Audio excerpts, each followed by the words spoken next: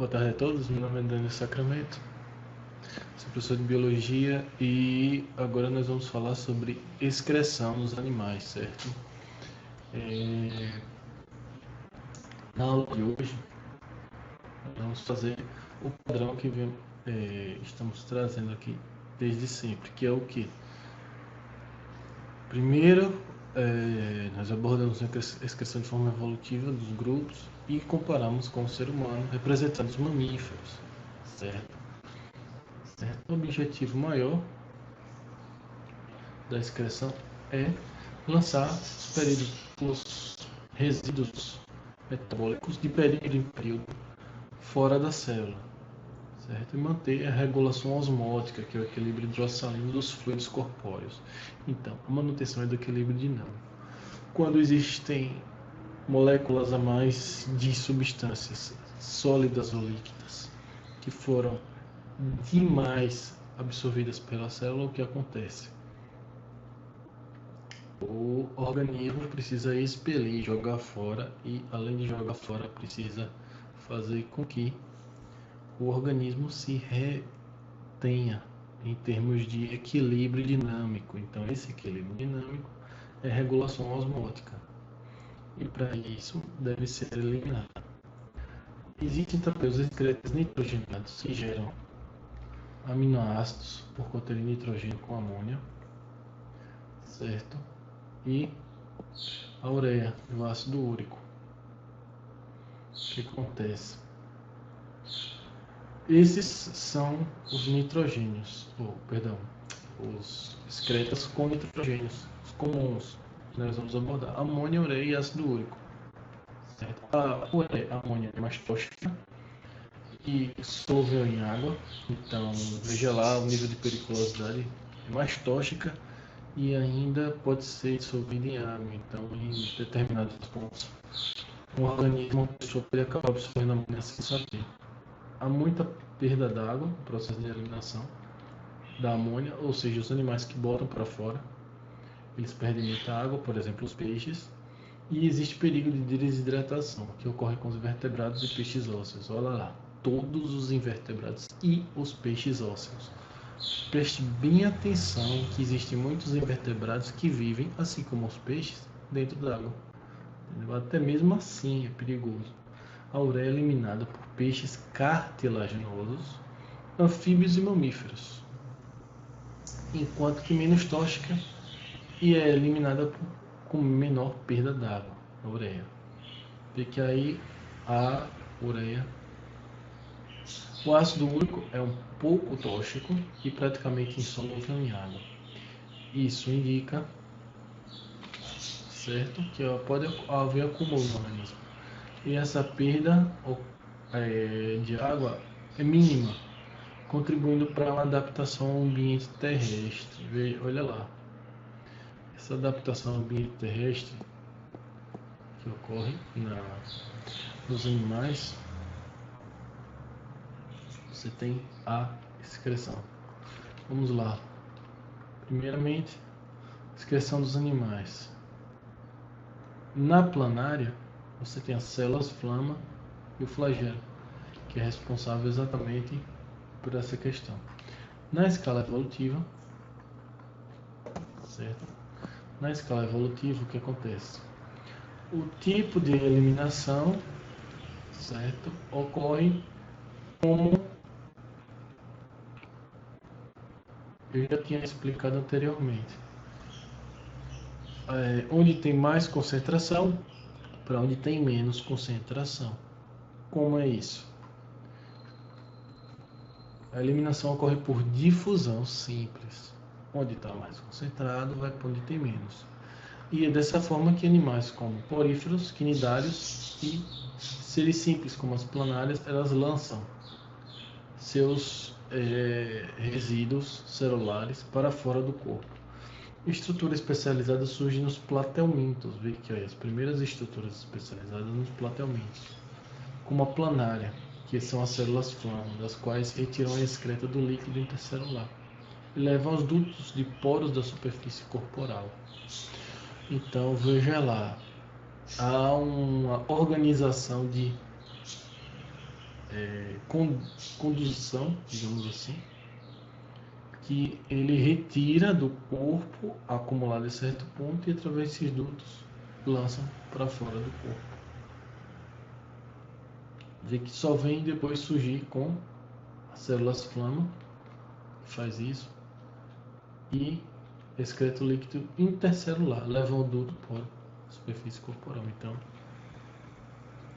ele vai e lança já o tipo de excreta que ele faz, que ele produz. Nos anelídeos, veja que existem os nefrídeos, certo? Os nefrídeos, o nefrostoma, que é onde há a saída, o nefridióporo, certo? Que é o orifício do qual poro, orifício da saída total. Aqui é uma minhoca, você vê a parte interna, e a região dos capilares, parte posterior, anterior à cabeça. Para cá, aqui é calma. É um nefroduto. O que acontece? Nefrídeos ou metanefrídeos consistem numa nefróstoma ciliada, um funil que retira os líquidos excretados dos órgãos graças aos batimentos ritmados dos cílios para o interior do tubo fino. Esse tubo fino daqui. Cílios, eles vão lançando até excretar. O nefroduto, certo? É um nefroduto. As excretas são eliminadas no meio externo por nefridióporo, o poro excretor, que é o orifício excretor, é um buraquinho. Esse buraquinho que tem aqui, que sai. O buraco que é lançado. O que acontece? Há um acúmulo que vai ser passado para estes dutos e destes dutos lançados para fora de excretas, certo? Do tipo de excreta que a minhoca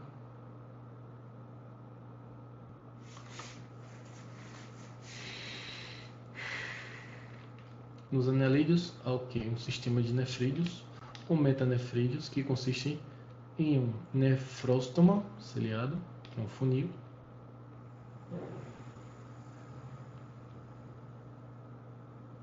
aqui, veja o nefróstoma ciliado, que é um funil, que retira os líquidos excretados dos órgãos graças aos batimentos ritmados dos cílios para o interior de tubos finos, né? Ou seja, o nefroduto. Você tem um nefroduto, essa parte central aqui dela, onde vai ter a quantidade de substâncias que vão sendo passadas, certo? A escala evolutiva, continuando, na escala evolutiva, o que acontece? Nos anelídeos, você tem um sistema de nefrídeos ou metanefrídeos, que são aparelhos primitivos de excreção inicial nos animais, que consistem em um nefróstoma, ou seja, um funil, do qual retira dos órgãos os batimentos ritmados dos cílios para o interior do tubo fino. Retiram líquidos excretados dos órgãos graças aos batimentos ritmados dos cílios para o interior do tubo fino. E, ou seja, o nefroduto. Você tem o nefróstoma, e você tem um nefroduto. Como é que acontece? Dentro do anelídeo há a digestão e existem esses canais, dos quais os resíduos são lançados, aos quais os resíduos são lançados, e os excretas vão sendo ritmados, empurrados constantemente até aqui o nefróstoma. Cada nefróstoma tem um lugar. Só que vai do nefróstoma, vai acumulando nele e adentrando pelo nefroduto até sair pelo nefrodióporo. Entendeu como é que é? Vai acumulando nesse emaranhado. Vê que aqui tem uma câmara, uma região do qual deve haver muito acúmulo de tecido. As excretas são eliminadas por meio externo através do nefrodióporo, poro excretor. Entendeu? Acumula, aí ele absorve aqui e lança. É uma versão de intestino bem desorganizado e bem primitivo. Nos insetos, a excreção ocorre através dos túbulos de Malpighi, certo? O que acontece? As quais coletam a excreta da hemolinfa e levam até o intestino e são eliminadas junto com ela. Veja que o que acontece? Aqui você já tem um sistema circulatório primitivo. Você já tem um sistema circulatório primitivo, que é a hemolinfa. Dos insetos, o que acontece? Coração dividido em câmaras. Você tem a saída do sangue por onde entra a hemolinfa, certo? E daí há essa condução até o intestino, onde são eliminados.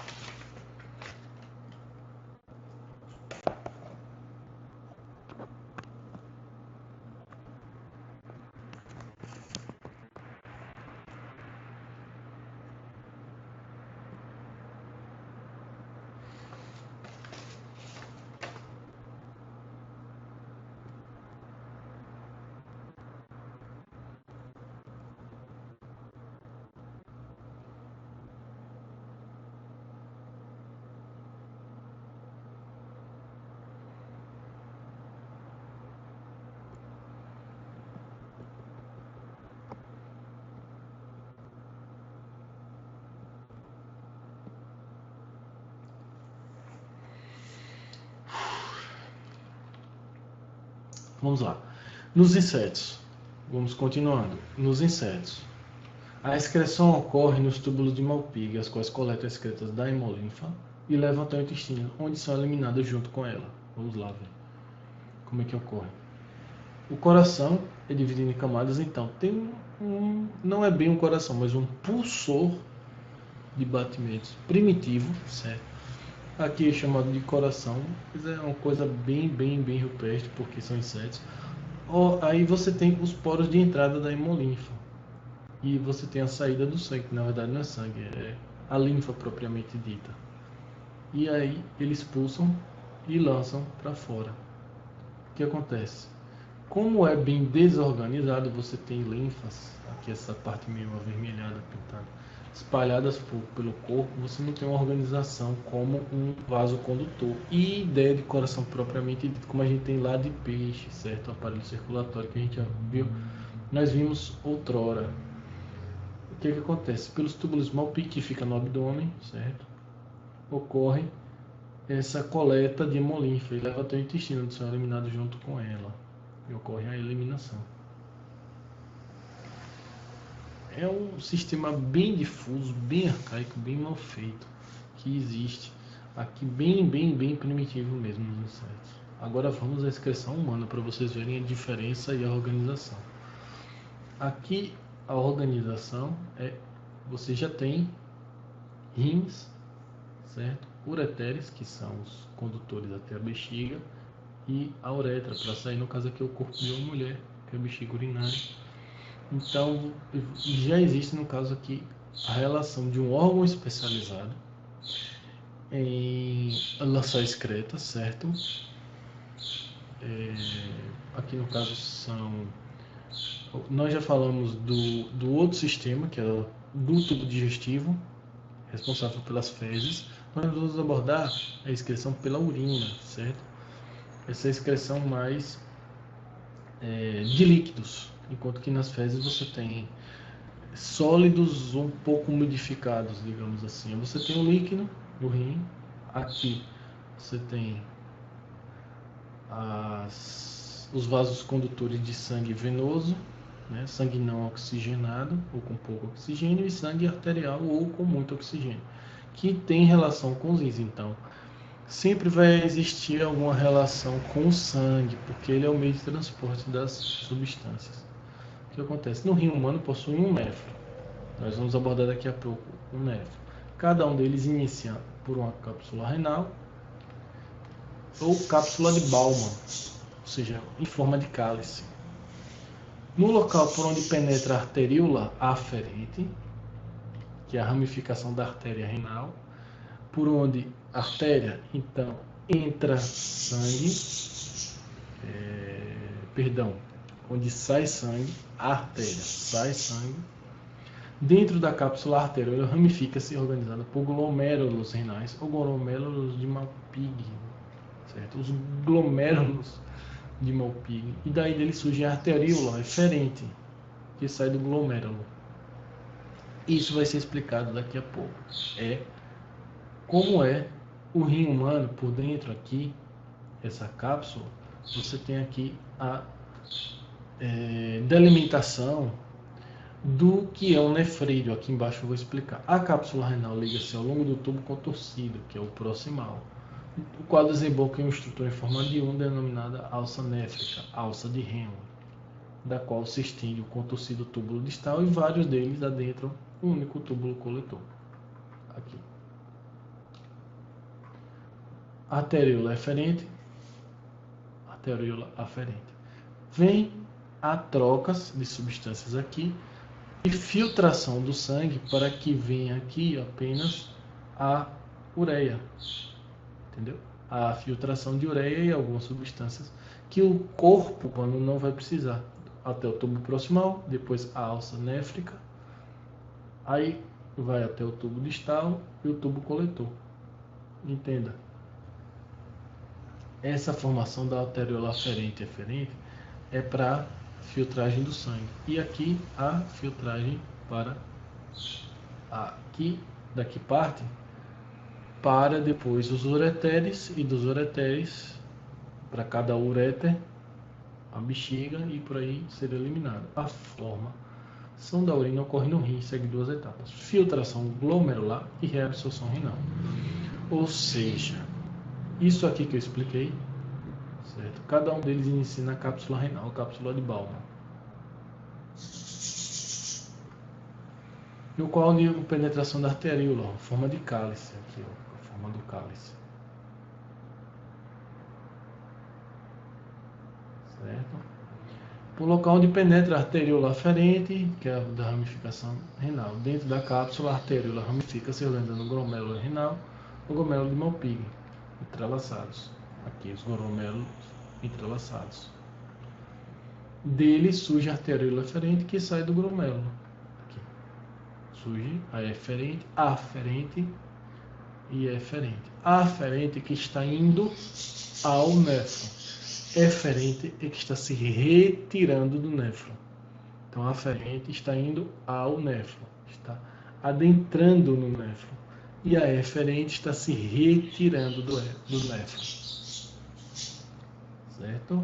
Vamos lá. A cápsula renal, ela toda, liga-se ao longo do tubo contorcido, que é o tubo proximal.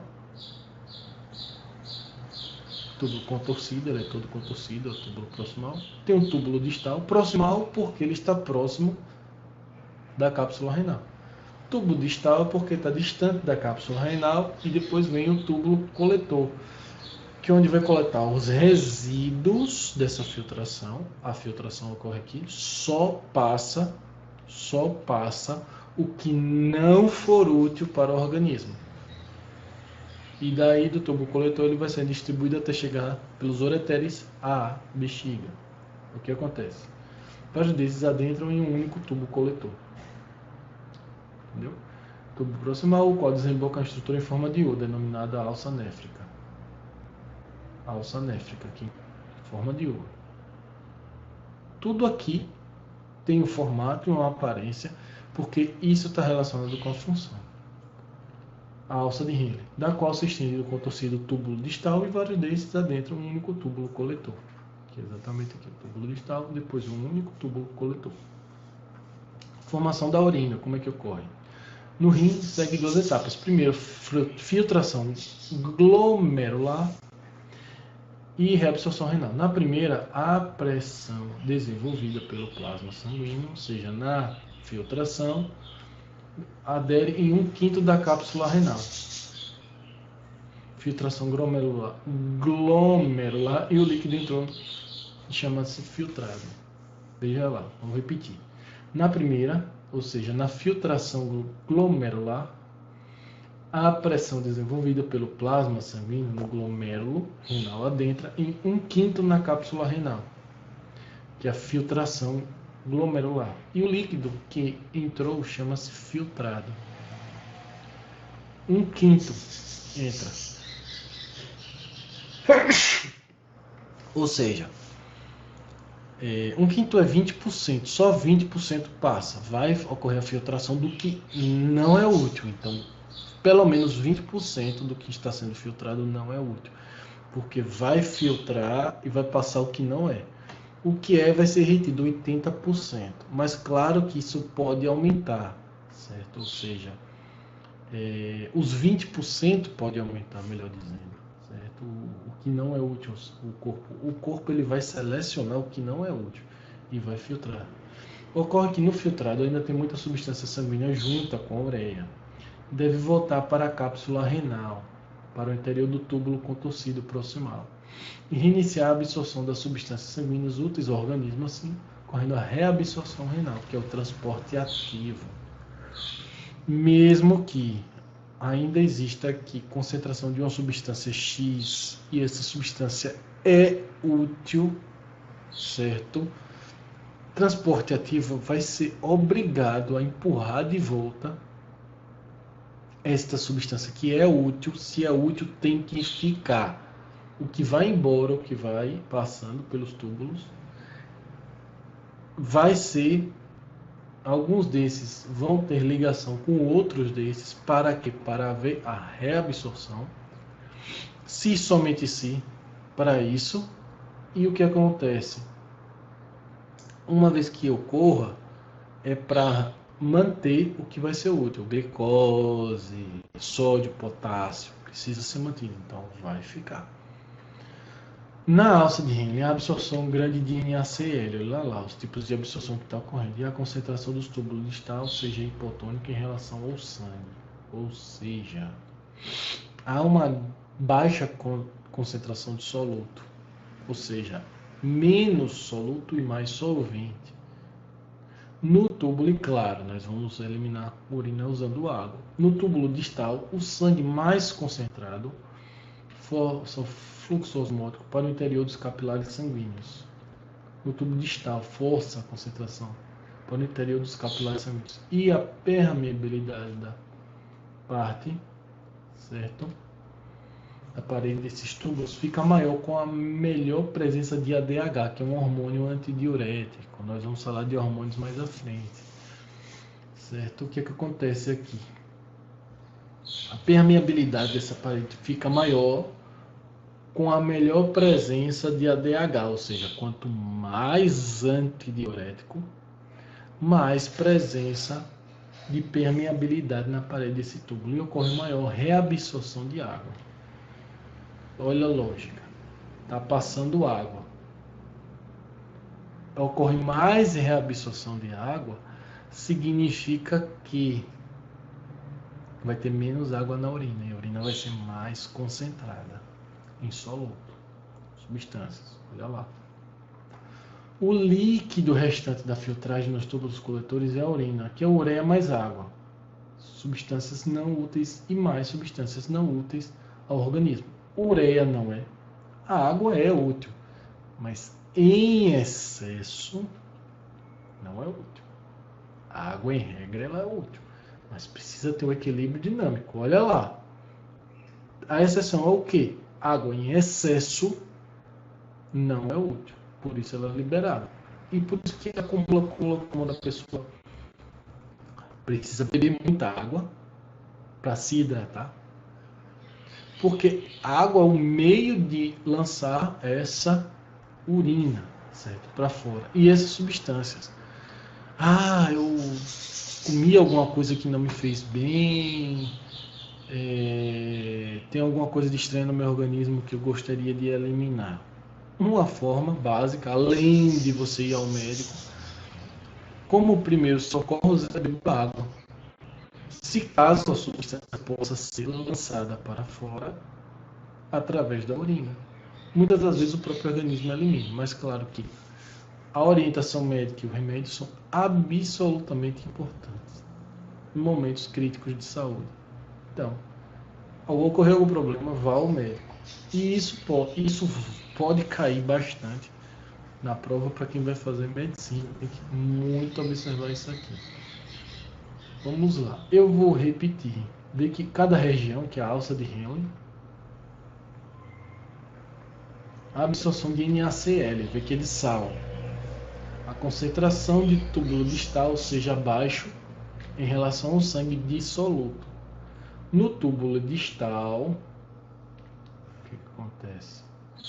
O sangue mais concentrado força um fluxo osmótico para o interior dos capilares sanguíneos. E a permeabilidade da parede desse túbulo fica maior, com melhor presença de antidiurético, o túbulo distal. Ou seja, aqui você notou que eu falei que capilares sanguíneos são responsáveis por lançar o sangue para essa região. Também lá no rim, ele é importante para essa pequena região de filtragem, certo? O que é que acontece? Liberado pela hipófise e ocorre a maior reabsorção de água nessa região, no túbulo distal. Por que isso? É aqui onde há o controle da quantidade do solvente, que é a água, que vai ser ou não lançado na urina. Certo? E aqui a explicação da relação ureia, água e substâncias não úteis ao organismo. Que o líquido que restar nos túbulos coletores é a urina. E daí esses túbulos vão ser lançados para os ureteres, que são os dois canais principais de envio de substâncias direto da região dos rins para a bexiga. Então, o que acontece? São como se fossem duas avenidas, duas vias únicas de ida, de mão única, que o líquido com a água lá dentro, com substâncias não úteis ao organismo, incluindo a ureia, vão ser lançadas. De repente, se existe amônia ou se existe ácido úrico, então, olha lá, né? E aqui uma observação: bebida alcoólica inibe a secreção de ADH. Se inibe a secreção de ADH, atrapalha reabsorver água. É tanto que quem bebe muito, mija muito, porque não absorve. Forçando a pessoa a beber mais água que o normal. E este é um dos sintomas da ressaca alcoólica. Ele vai acumular soluto, vai deixar passar o solvente. No túbulo, o que acontece? Quanto maior antidiurético, melhor. Só que a bebida inibe a secreção de ADH, o hormônio antidiurético. Se inibe, há menor absorção e lançamento maior de água. Ou seja, não ocorre essa absorção na parte líquida do solvente, forçando a pessoa a beber mais água. A sensação que a pessoa tem é de que ela precisa beber mais água, porque não está reabsorvendo, então ela precisa beber mais água para reabsorver mais. E é um efeito que ele elimina mais substâncias, incluindo o próprio álcool, através da região. Bom, nós vamos ficando por aqui. Bons estudos. Obrigado pela paciência. Fiquem com Deus e até mais.